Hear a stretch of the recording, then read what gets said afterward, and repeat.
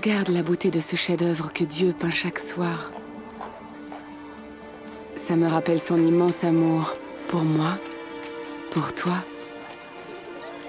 Le Dieu qui créa tout ceci? Je doute vraiment qu'il me voie.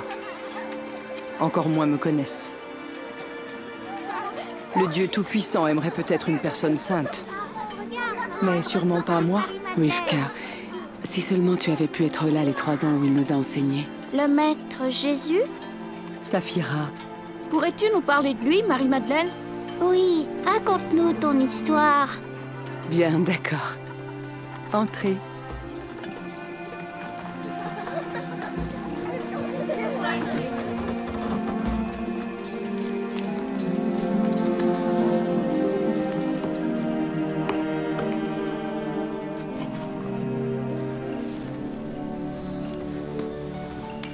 Bon, nous devons commencer au début.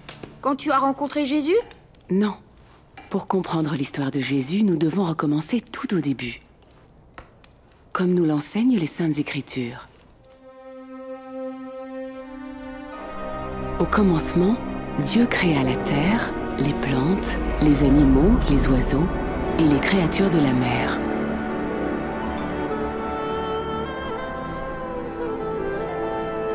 De la terre, il fit le premier homme. Puis souffla dans ses narines le souffle de vie. Ce premier homme s'appela Adam. Dieu dit, « Il n'est pas bon que l'homme vive seul.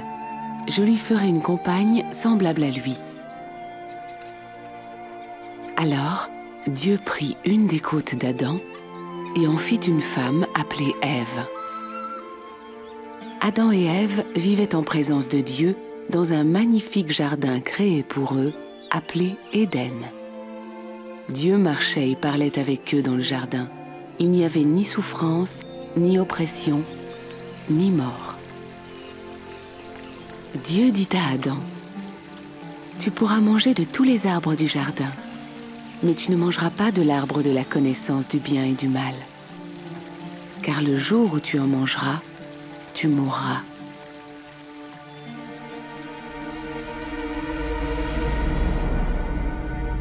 Mais un jour, Satan tenta Ève.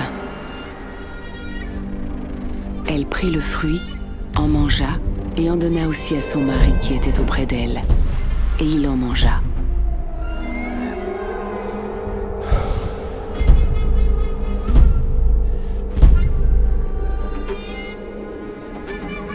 Cet acte honteux de désobéissance d'Adam et Ève détruisit l'harmonie du jardin, l'harmonie entre l'homme et la femme, et l'harmonie entre eux et Dieu.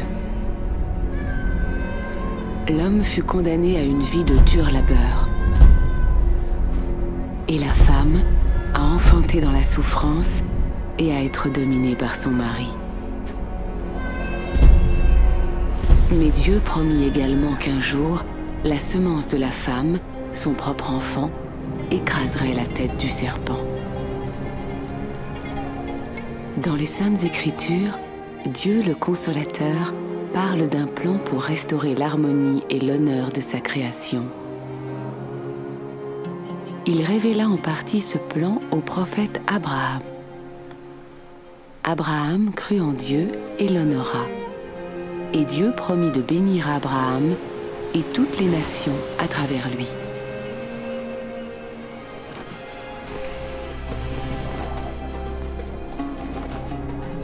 Un jour, Dieu testa Abraham.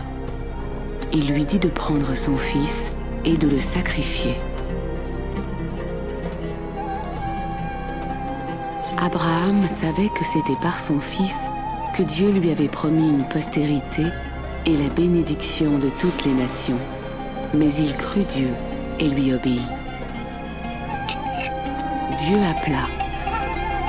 Abraham, je sais maintenant que tu m'obéis, car tu ne m'as pas refusé ton fils bien-aimé. Abraham vit tout près un bélier. Abraham l'offrit à Dieu en sacrifice à la place de son fils. Ce bélier offert à la place du fils d'Abraham, était une image, un aperçu du plan de Dieu. Ce plan détruirait la malédiction du péché et de la mort, rétablissant sa relation intime avec l'homme et la femme.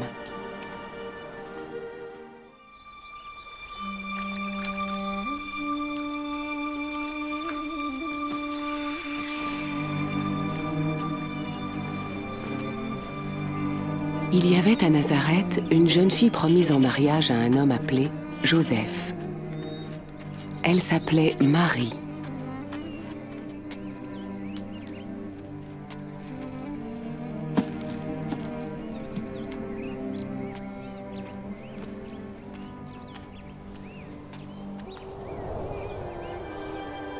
Le Seigneur est avec toi et t'a bénie.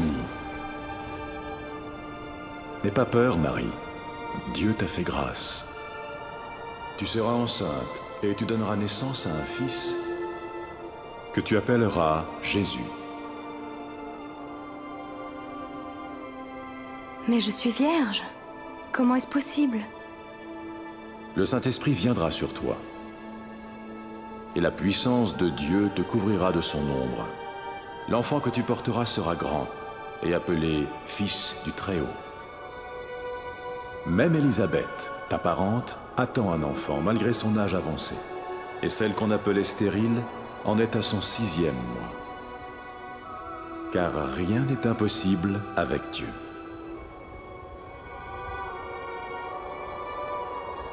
Je suis la servante du Seigneur.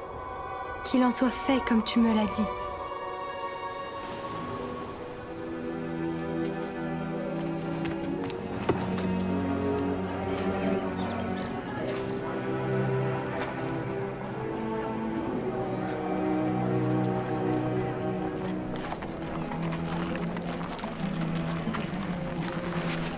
Alors, Marie courut rendre visite à sa cousine, Élisabeth.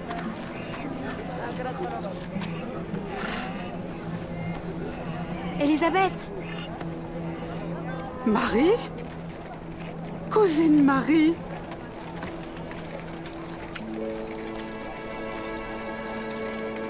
Oh, c'est vrai! Tu es la plus bénie d'entre toutes les femmes. Et béni soit l'enfant que tu portes. Pourquoi ai-je, moi, le privilège que la mère de mon Seigneur vienne auprès de moi? Car dès que tu m'as salué, le bébé que je porte a sauté de joie. Mon cœur loue le Seigneur.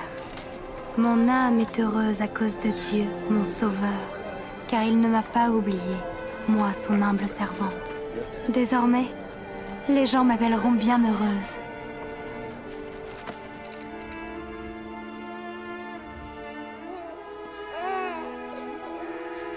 Jésus naquit à Bethléem, là où l'on gardait les animaux, car il n'y avait pas de place pour Marie et Joseph à l'auberge. Et une multitude d'anges proclamèrent sa naissance. Quand l'heure fut venue pour le bébé d'être circoncis, on lui donna le nom de Jésus, c'est-à-dire Dieu sauve. Marie et Joseph portèrent l'enfant au temple pour le présenter au Seigneur. En entendant son histoire, je sus que Jésus ne serait pas un homme ordinaire. Que voulait dire l'ange lorsqu'il appela Jésus le Fils du Très-Haut? Sûrement pas que Dieu avait des relations avec une femme. Non, non, non, non. Rappelle-toi, Marie était vierge. La conception de Jésus était un véritable miracle du Saint-Esprit. Dieu est capable de tout faire. Ne crois-tu pas cela? Malgré son origine miraculeuse, Jésus est né d'une femme comme toi et moi. Mais il était tellement plus. Éloignez-vous du péché! Faites-vous baptiser et Dieu pardonnera vos péchés! Dieu lui-même le dit, lorsque Jean le Baptiste, le fils d'Élisabeth, baptisait hommes et femmes dans la rivière du Jourdain. Moi, je vous baptise dans l'eau. Mais un autre, bien plus puissant que moi, arrivera. Je ne suis pas digne de délier la courroie de ses sandales. C'est lui qui vous baptisera du Saint-Esprit et de feu. Il séparera le grain de la paille, et il amassera tout le grain dans son grenier.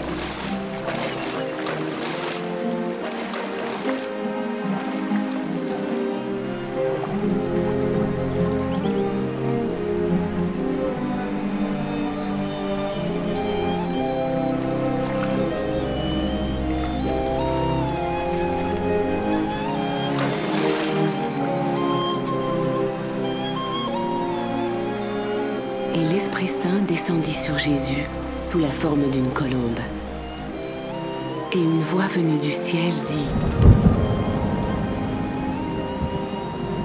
« Tu es mon Fils bien-aimé, en toi j'ai mis toute mon affection. » Après son baptême, Jésus traversa les villes en enseignant, et son message renforçait son autorité.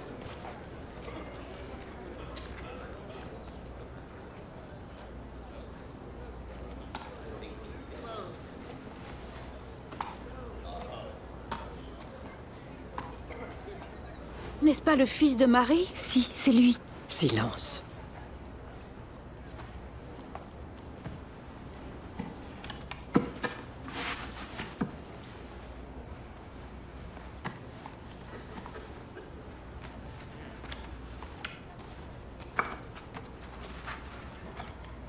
L'Esprit du Seigneur est sur moi.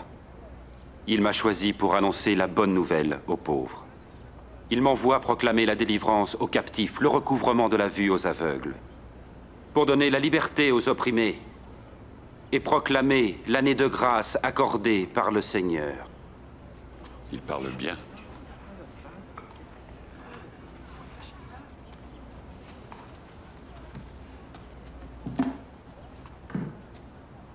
Aujourd'hui, cette parole devient réalité, alors que vous l'entendez. La parole s'accomplit.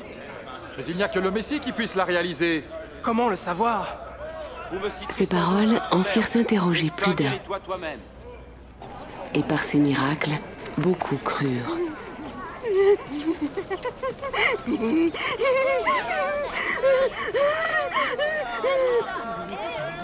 C'est encore elle. Ça la reprend.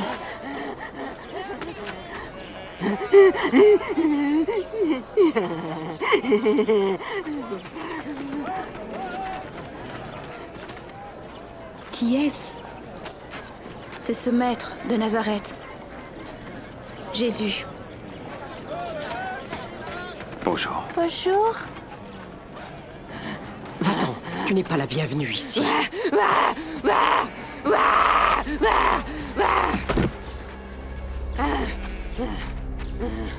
Maître, laisse-la. Tu ne devrais même pas t'abaisser à la regarder.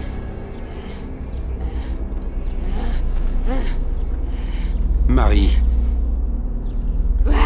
Qu'attends-tu de nous, Jésus de Nazareth? Nous savons qui tu es, le Saint de Dieu. Silence! Esprit mauvais.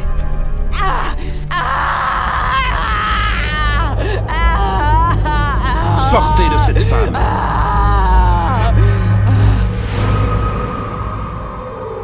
Elle est morte.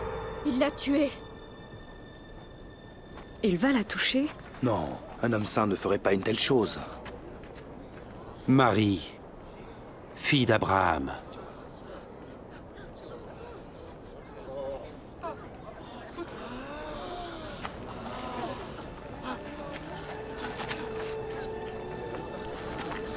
Elle va bien? Elle est vivante. C'est un miracle. Qui est cet homme? Même les esprits lui obéissent. C'est un miracle.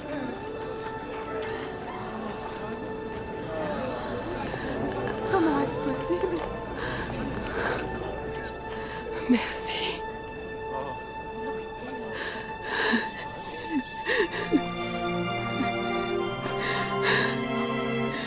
Merci.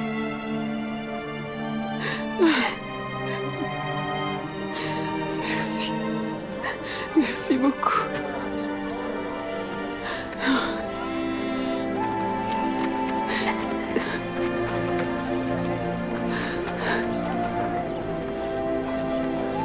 partir de ce jour, j'ai voulu le suivre.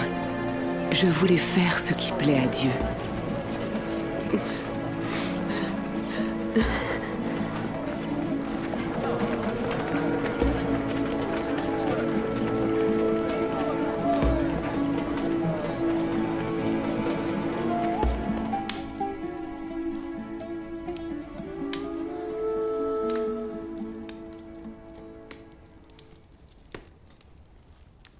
J'ai vécu longtemps dans la honte.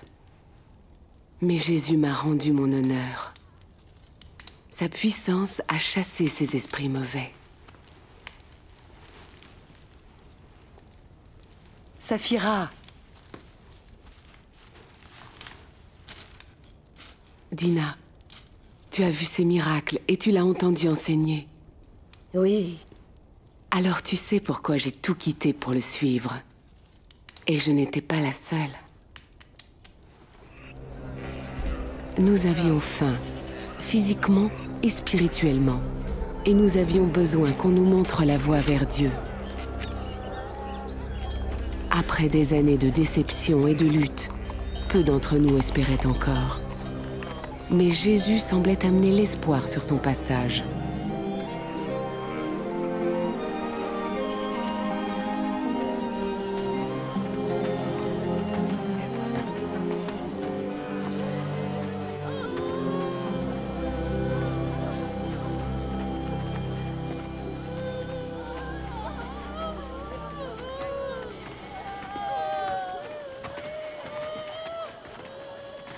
Qui est-ce?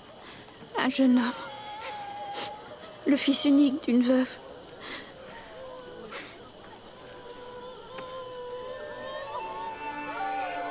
Jeune homme, lève-toi.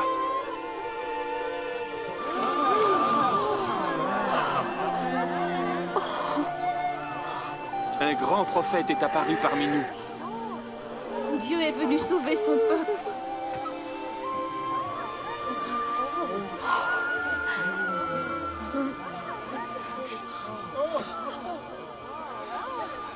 Si vous aimez seulement ceux qui vous aiment, quelle reconnaissance en attendre?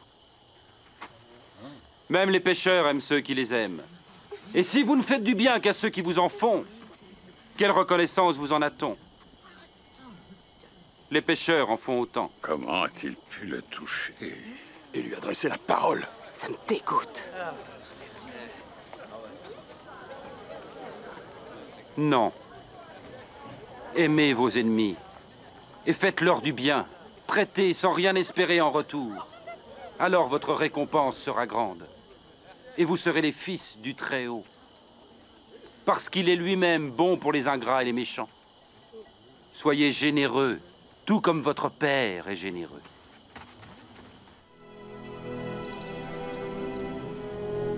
Jésus enseignait que Dieu traite même les pires pécheurs non comme des ennemis à détruire, mais comme des brebis perdues qu'il veut sauver et ramener dans son troupeau.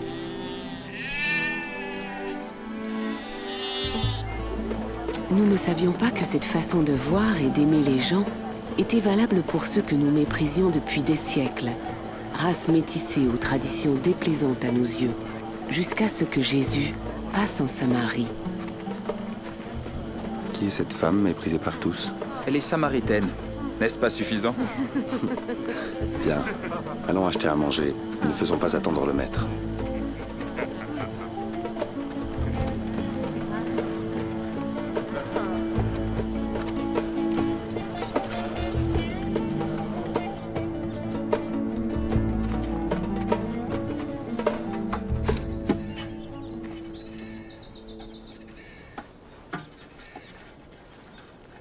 Me donneras-tu à boire? Tu es un juif. Je suis une femme samaritaine. Comment peux-tu me demander à boire? Si tu connaissais le don de Dieu et qui est celui qui te demande à boire, c'est toi qui lui demanderais, et il te donnerait de l'eau vive. Seigneur, tu n'as pas de vase et le puits est profond. Où trouverais-tu cette eau? C'est notre ancêtre Jacob qui nous a donné ce puits. Il en a bu, ainsi que ses enfants et son troupeau. Te prendrais-tu pour plus grand que Jacob?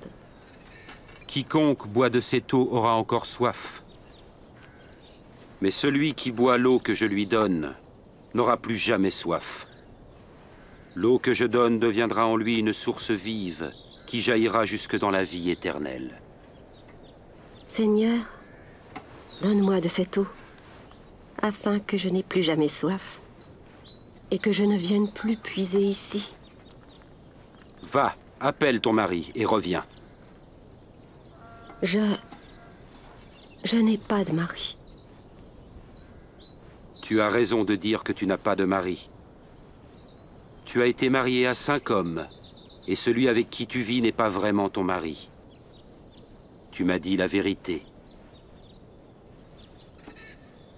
Je vois que tu es un prophète. Mes ancêtres samaritains adoraient Dieu sur cette montagne. Mais vous, les Juifs, dites que c'est à Jérusalem qu'il faut adorer Dieu. Crois-moi, femme. L'heure viendra où les gens n'adoreront le Père ni sur cette montagne ni à Jérusalem. Vous, Samaritains, ne savez pas trop qui vous adorez. Mais l'heure vient, et est déjà là, où par la puissance de l'Esprit de Dieu, les gens adoreront le Père tel qu'il est vraiment, lui offrant l'adoration pure qu'il veut. Dieu est esprit, et c'est seulement par la puissance de son esprit qu'on peut l'adorer tel qu'il est vraiment. C'est cette femme? Pourquoi est-ce qu'il lui parle? Sait-il qui elle est? Je sais que le Messie viendra. Et lorsqu'il viendra, il nous dira toutes choses. Je le suis.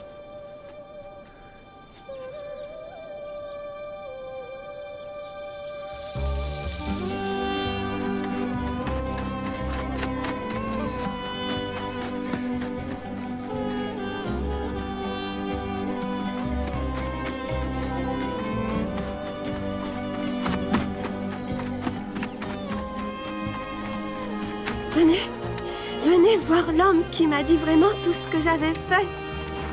Venez! Peut-il être le Messie? Le Messie? Le Messie? Le prophète promis? Pas possible. Venez, venez voir. Venez! Maître, mange quelque chose. J'ai à manger de la nourriture que vous ne connaissez pas. Lui a-t-on donné à manger? Ma nourriture est d'obéir à celui qui m'a envoyé et d'achever l'œuvre qu'il m'a confiée. Les récoltes sont mûres et prêtes à être moissonnées.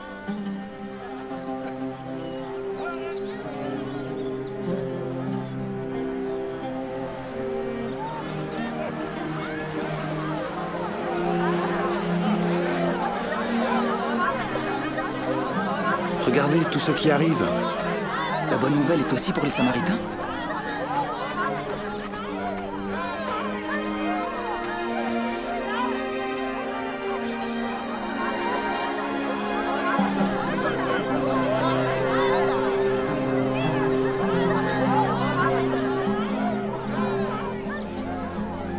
Les gens de la ville vinrent à Jésus et le supplièrent de les enseigner. Nous restâmes 2 jours, et de nombreux Samaritains crurent en lui. Qui d'entre vous peut, à force d'inquiétude, prolonger tant soit peu sa vie? Si donc vous êtes sans pouvoir même pour si peu, pourquoi vous mettre en souci du reste? Observez ces lys et comment ils croissent. Ils ne filent ni ne tissent. Et pourtant Salomon lui-même, dans toute sa gloire, n'a jamais été vêtu comme l'un d'eux. Si Dieu revêt ainsi l'herbe des champs qui demain sera jetée dans le feu, il fera donc bien plus pour vous, aux gens de peu de foi. Fais grandir notre foi. Si votre foi était grosse comme une graine de moutarde, vous pourriez dire à l'arbre qui est là, déracine-toi et va te planter dans la mer, et il vous obéirait.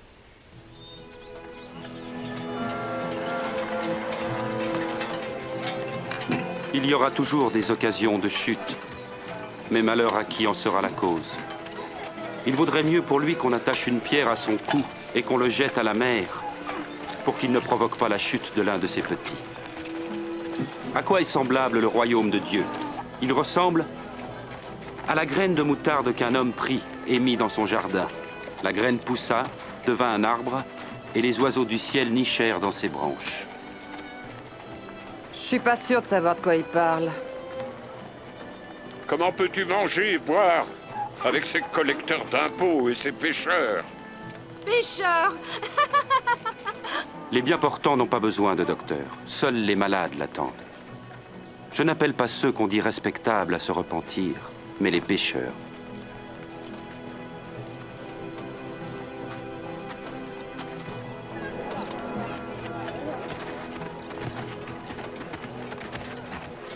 Si seulement je pouvais le toucher, je serais guérie.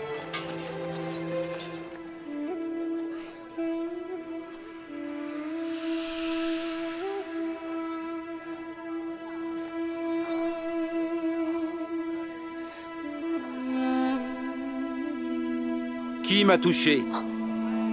Quelqu'un m'a touché. Car je sais qu'une force est sortie de moi.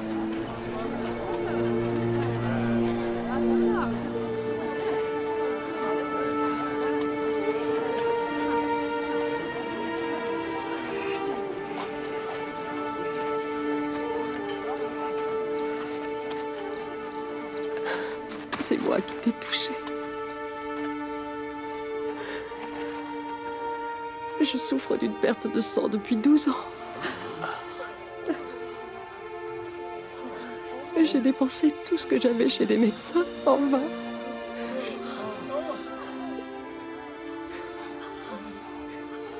Et quand mes doigts ont touché ton vêtement, j'ai été guérie.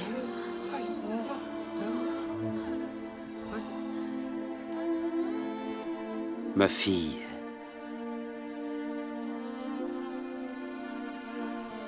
Ta foi t'a sauvée.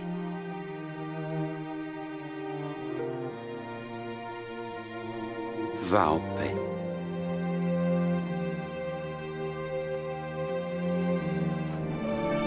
Merci.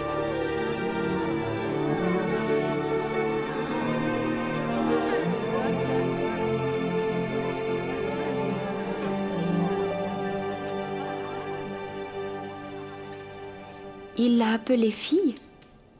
Oui, quelqu'un qui, selon nos lois, a été impur pendant 12 ans.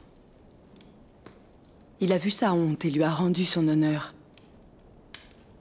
Je ne sais pas ce qui guérit le plus, la puissance de Jésus ou sa compassion. N'ayez pas peur, petit troupeau, car votre Père a trouvé bon de vous donner le royaume. Vendez ce que vous possédez et distribuez-en le produit aux pauvres.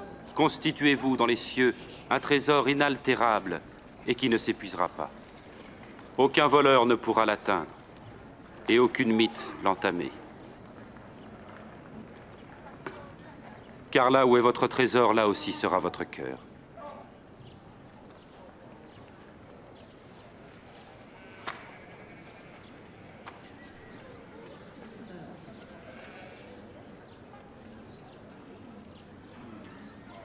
Femme, tu es délivrée de ton infirmité.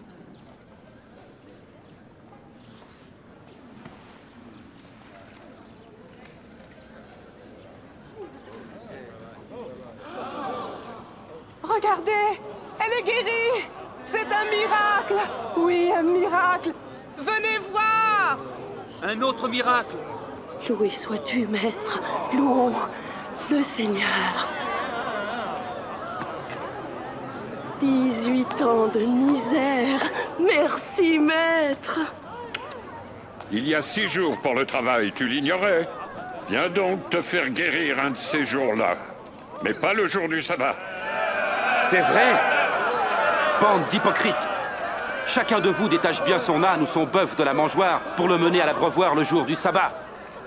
Regardez cette fille d'Abraham, que Satan tenait liée depuis 18 ans. Ne fallait-il pas la délivrer en ce jour du sabbat?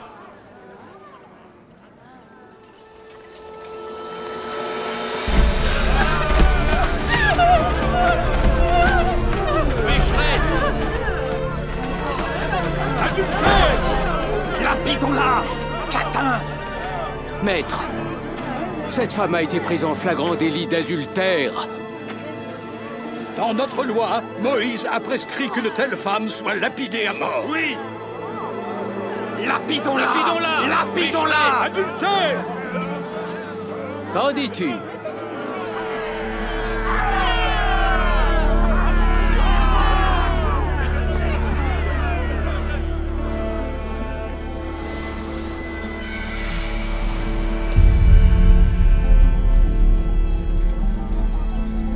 Maître, nous avons le témoignage de 2 personnes.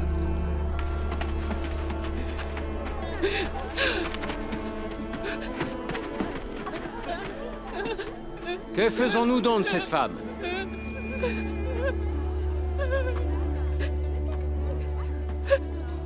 Que celui d'entre vous qui est sans péché lui jette la première pierre.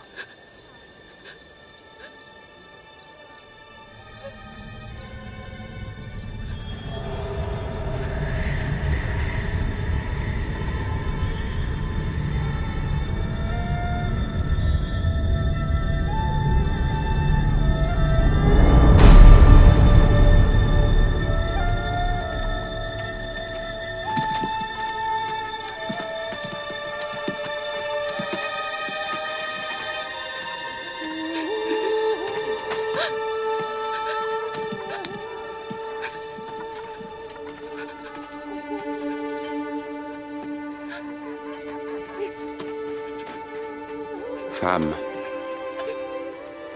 où sont-ils? Personne ne t'a condamné? Personne, Seigneur. Alors je ne te condamne pas non plus.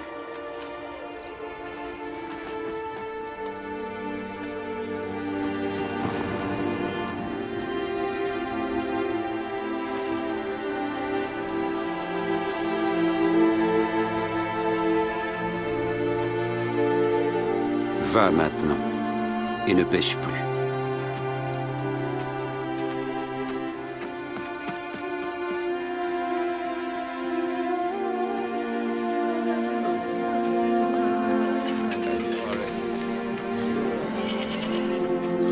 Je veux le voir. Monte sur mes épaules. Là, tu le vois? Ah oui, je vois Jésus. Il défie la loi. Un jour, un homme sortit pour semer. Brisons le sabbat.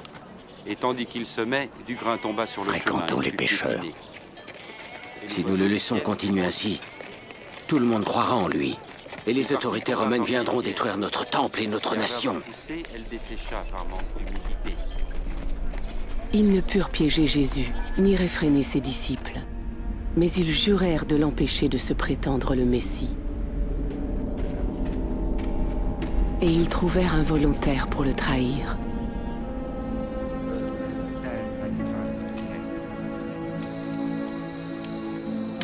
Jésus allait souvent prier avec ses disciples sur le mont des Oliviers. Cette nuit-là, il semblait profondément troublé.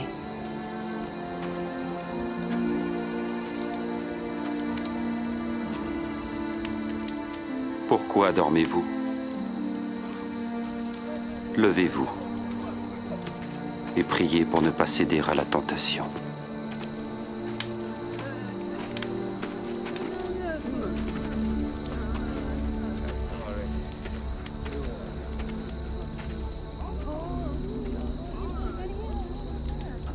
Judas.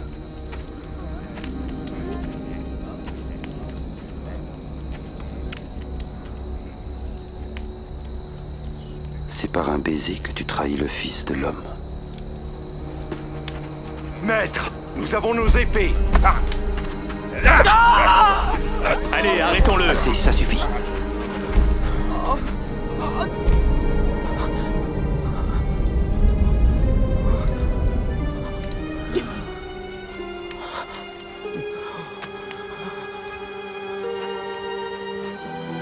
Vous êtes venus avec des épées et des gourdins comme pour un bandit.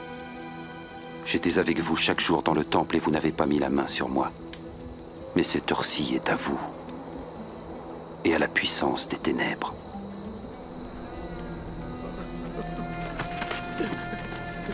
Arrêtez-le. Son ami l'a trahi? L'un de ses propres disciples? Quelqu'un que nous connaissions bien et en qui nous avions confiance. Gardez-le bien. Cette nuit-là, les gardes rirent de lui et le frappèrent. Dis-nous qui te frappe. Prophétise donc. Qui va te frapper? Arrêtez! J'ai dit arrêtez! Emmenez-le au conseil.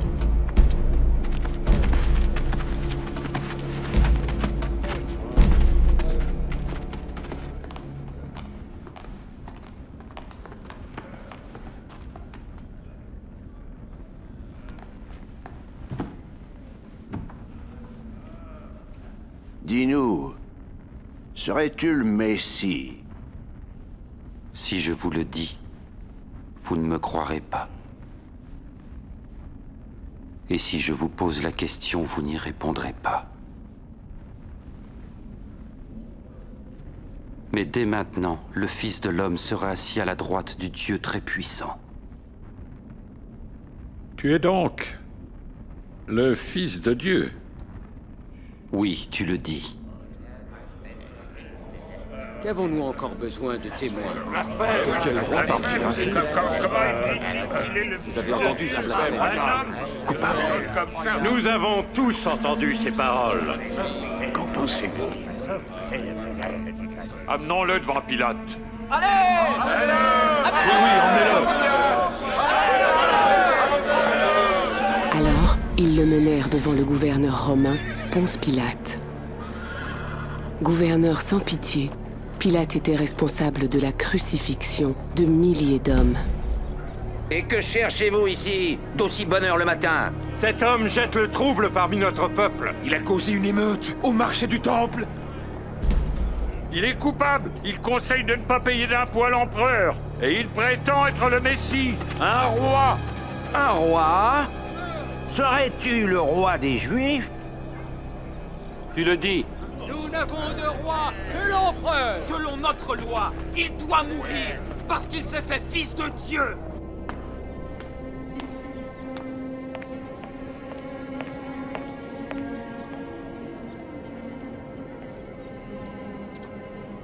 Cet homme n'a rien fait qui mérite la sentence de mort.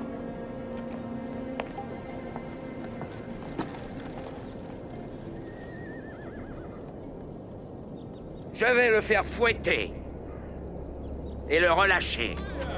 Si tu le relâches, tu n'es pas ami de César.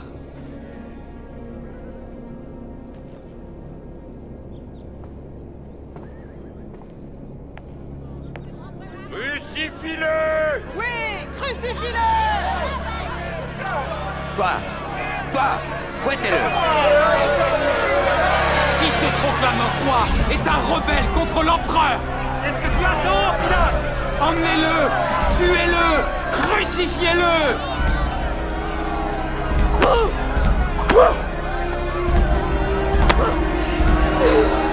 Il n'a rien fait de mal.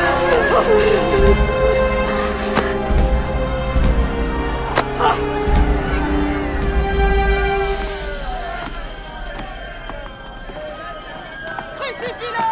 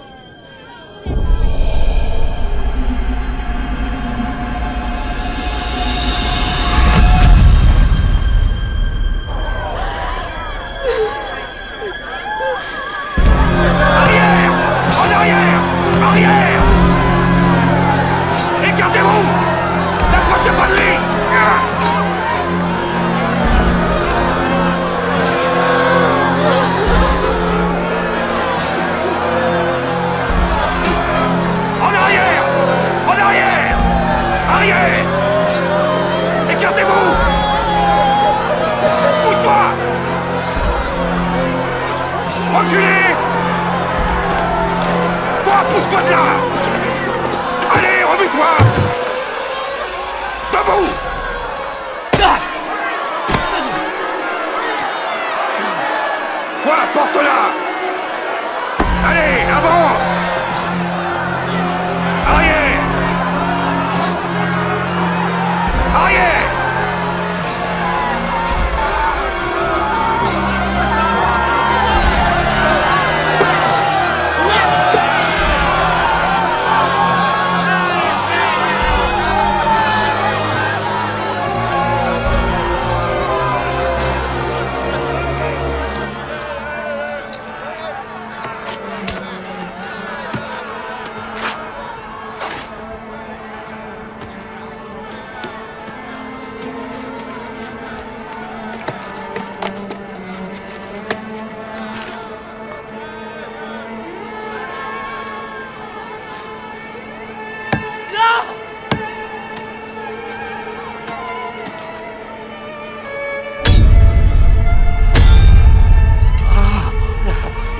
la croix!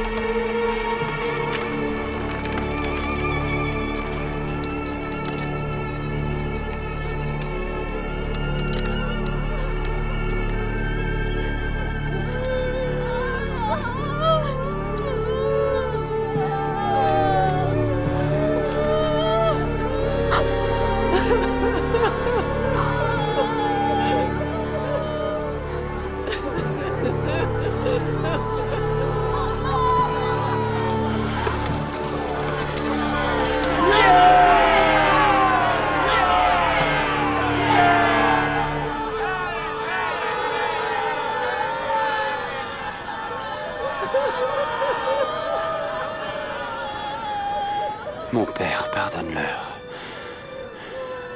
car ils ne savent pas ce qu'ils font.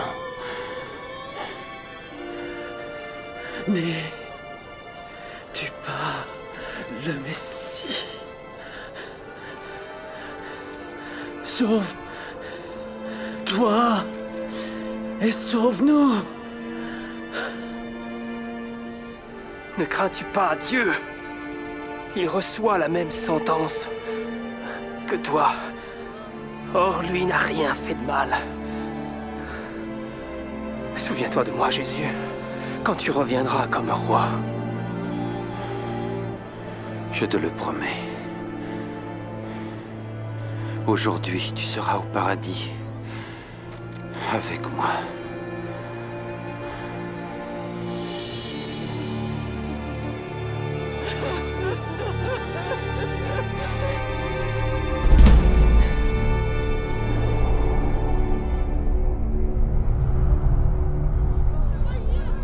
Vers midi, le ciel s'assombrit pendant 3 heures.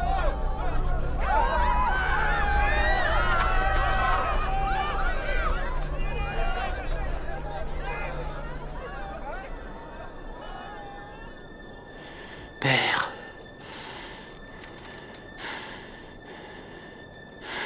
entre tes mains,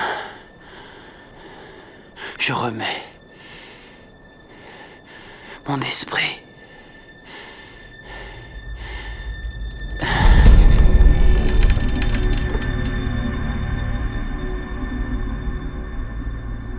Certainement, cet homme était juste.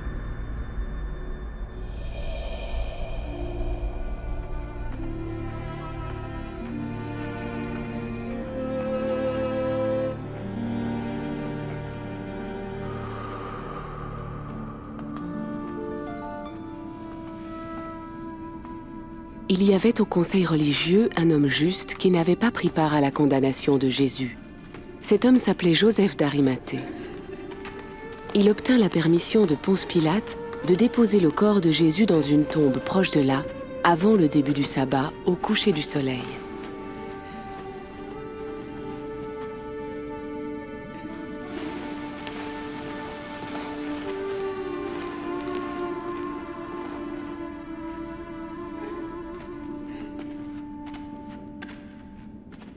Excuse-nous, nous suivons le corps de notre Seigneur. Vous êtes les bienvenus. Mais venez, le sabbat approche.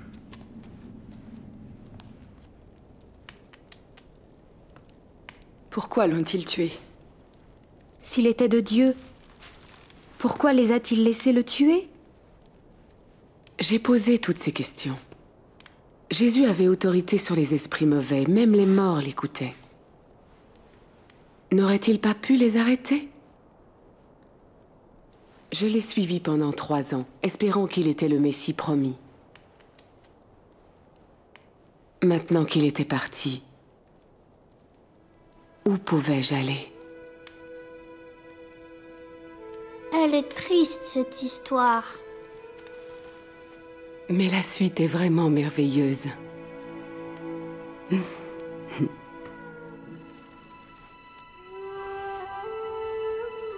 Tôt le dimanche matin, le 3e jour après que Jésus ait été crucifié, nous sommes retournés à la tombe avec les épices préparées pour oindre son corps. La pierre a été roulée.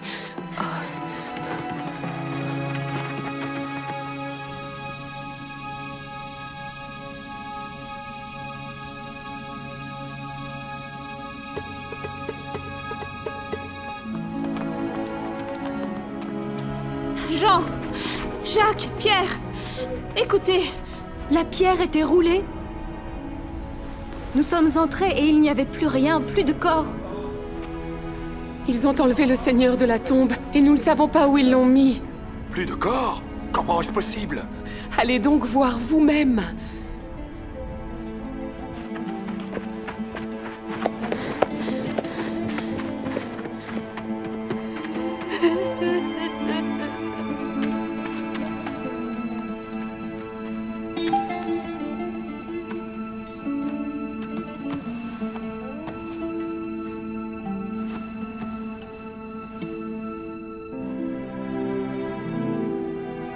Après avoir examiné la tombe, Pierre est retourné vers les autres disciples.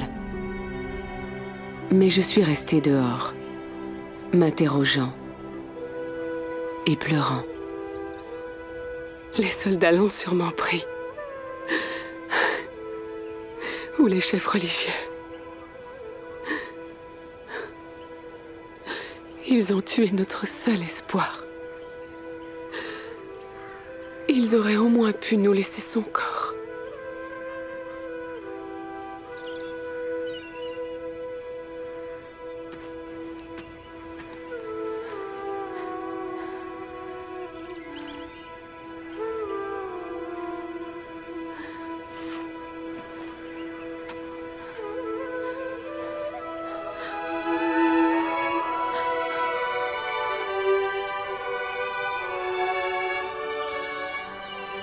Femme, pourquoi pleures-tu?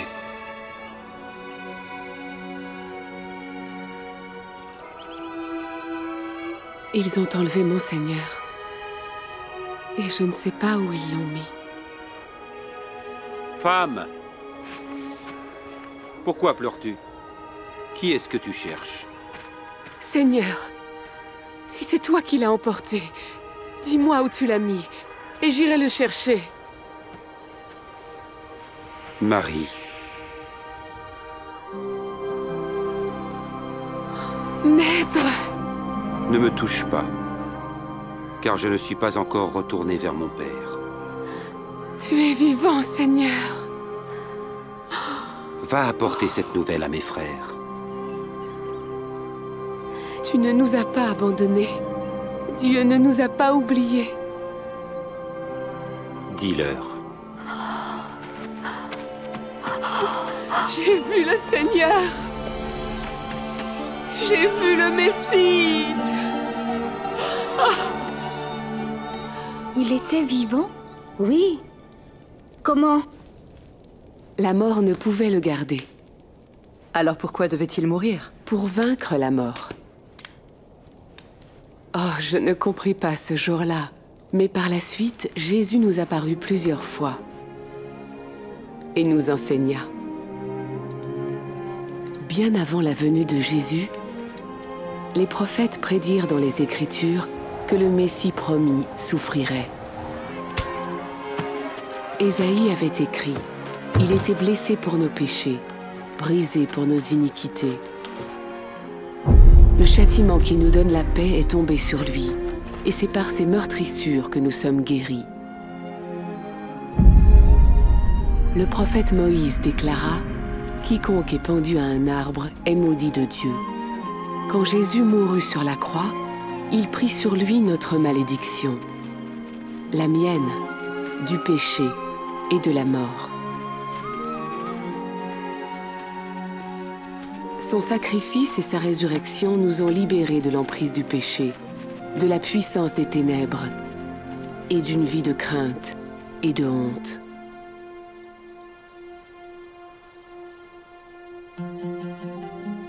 C'est la bénédiction que Dieu avait promise à Abraham lorsqu'il déclara que tous les peuples de la terre seraient bénis par lui. Tout le monde? Même les femmes? Jésus m'a appelée fille d'Abraham. Tu es une fille qu'il chérit. Une fille qu'il désire bénir. Tout comme la femme guérie après 12 ans de perte de sang. Ou comme moi. Personne n'est obligé de vivre dans la crainte ou la honte. Plus besoin de nous sentir insignifiantes ou ignorées. Jésus a dit de lui-même: L'Esprit du Seigneur est sur moi. Il m'a choisi pour annoncer la bonne nouvelle aux pauvres. Il m'envoie proclamer la délivrance aux captifs, le recouvrement de la vue aux aveugles, pour donner la liberté aux opprimés et proclamer l'année de grâce accordée par le Seigneur. Jésus toucha les gens, même les femmes atteintes par la maladie et considérées comme impures, et les guérit. Il enseigna hommes, femmes et enfants, les riches et les pauvres, les justes et les pécheurs, leur rendant leur dignité et leur prouvant son immense compassion.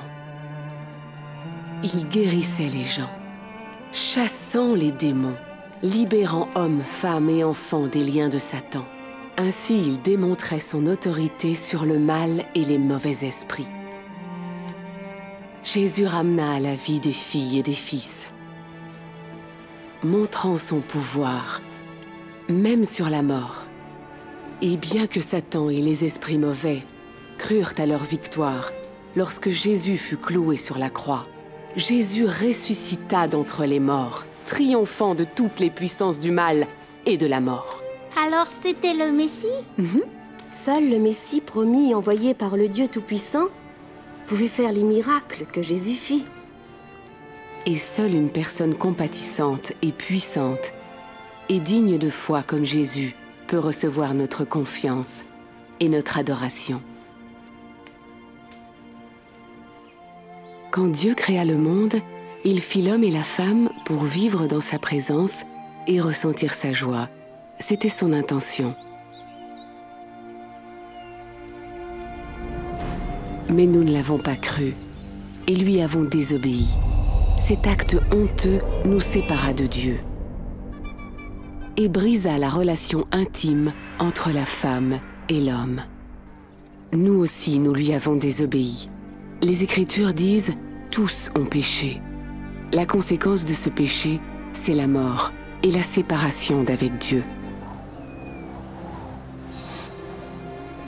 Mais Dieu ne voulait pas nous voir séparés de lui et de son amour, vivant dans la honte et la crainte.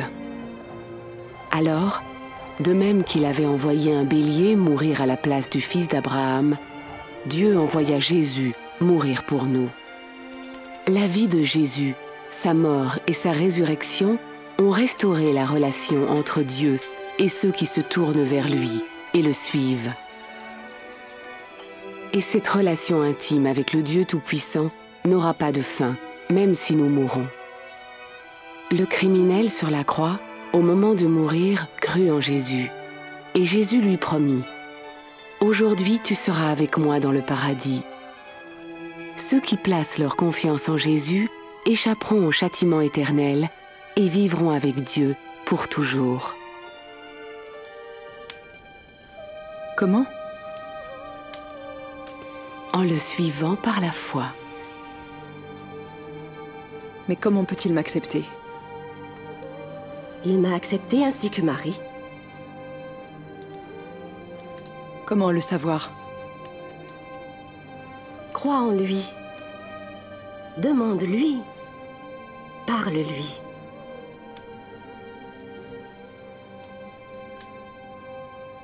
Dieu, mon Père dans les cieux, tu es saint et juste. Merci car tu m'aimes. J'ai péché contre toi.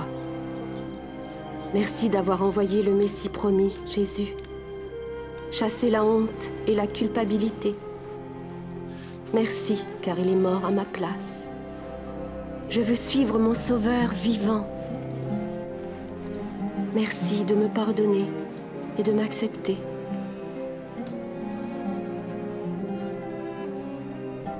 Amen. Amen. Amen. Merci. Merci.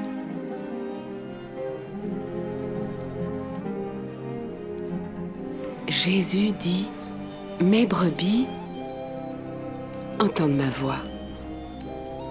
Je les connais et elles me suivent. Il te connaît, Rivka. Et il t'aime. C'est le début d'une relation éternelle qui grandit. Plus nous le connaissons et lui faisons confiance. Nous grandissons en obéissant à sa parole. En le priant par la foi. Et en étant avec ceux qui le suivent. Et nous parlons de lui aux autres, gardant en tête ce que Jésus a dit. Que Dieu vous bénisse et vous garde. J'ai reçu les pleins pouvoirs dans le ciel et sur la terre. Allez donc dans le monde entier, faites des disciples parmi tous les peuples. Baptisez-les au nom du Père, du Fils et du Saint-Esprit. Apprenez-leur à obéir à tout ce que je vous ai prescrit. Et je suis moi-même avec vous chaque jour jusqu'à la fin du monde.